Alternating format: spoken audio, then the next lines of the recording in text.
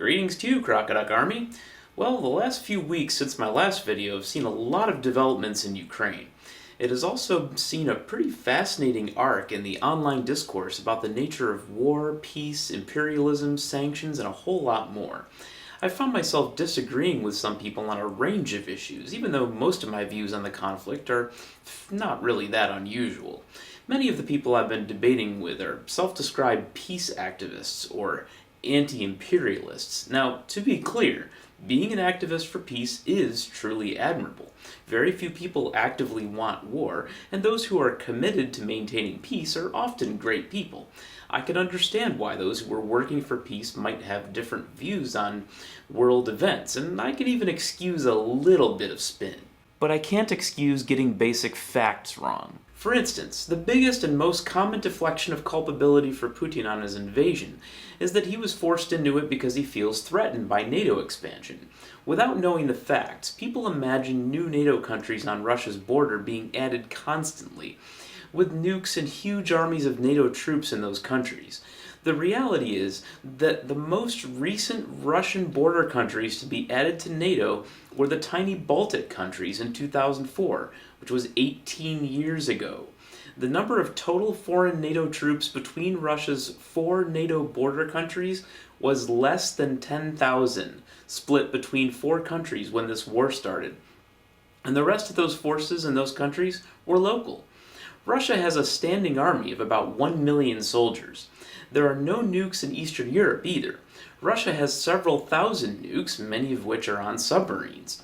Putin knows full well that the chances of being the victim of an unanswerable nuclear first strike are exactly 0.0%. He also knows that well-meaning but uninformed Westerners could be convinced to buy this story. Though we have more than enough information to see through his lies, there's a reason that a large part of the world is easily convinced about this.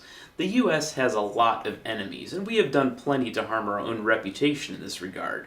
We have intervened in many countries that we should not have, like Iraq, or at the very least stayed longer than we should have, like in Afghanistan. Better decisions like intervening and stopping the genocide in Kosovo have happened as well, but are the exception rather than the rule. Most countries today come up with some kind of pretext to invade another country, and peace activists normally are good at seeing through those pretexts. I know several people who will say the invasion is bad and then spend weeks doing nothing but posting about how Ukraine has Nazis and that the Russian perspective is never shown, or even that we tricked Putin into this so he would get destroyed. The moral clarity that they saw in Iraq when we invaded on a thin pretext is suddenly fuzzier this time, now that it's imperialism from another country with an even thinner pretext. Simply opposing American interests at all times is not a point of view that I have any respect for. One of the strangest things I see from these types of peace activists is they don't like to talk about who's to blame for the Ukraine invasion. I believe that talking about blame and placing the blame almost entirely on Russia is accurate and can help us not do that in the future. They just want the violence to stop, they say. And the quickest way to do this is to come to the peace table. When asked what Ukraine should do, the answer is usually just to give in to Russia's demands in some way. At the moment, the demand is to hand over the provinces that Russia controls currently, disband the army to a bare minimum of troops, and never join any trade or defense bloc without Russian permission. Basically, they should just acquiesce to another country's imperial demands and leave themselves poorer and defenseless in perpetuity. If Ukraine wanted to go that route, they could, but clearly they wish to fight, and I hope they win.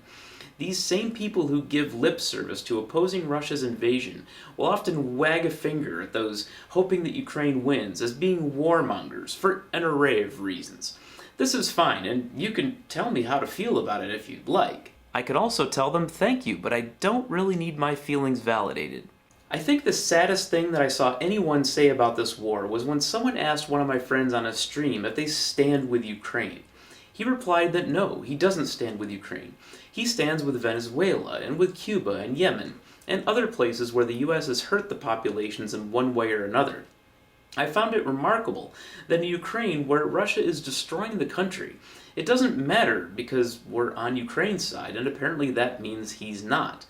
Every day we see Ukrainian cities bombed into rubble, civilians dying, and garbage excuses given for it. And for him and many other self-described leftists, and many Trumpy conservatives too, his take on it was even worse than your average all lives matter right-winger. While being critical of the US is often warranted, we shouldn't ever be that reflexively anti-American that we won't care about this kind of destruction because we didn't care enough about some other destruction. The solution isn't to be less upset about Ukraine, it's to be more upset about those other countries. The Russian invasion of Ukraine is affecting by far the most people right now, so that's where the attention is going. I want peace, but until that's possible, I want Ukraine to win against Russia and their imperialism. I have no reason to feel bad about that position, and neither should you.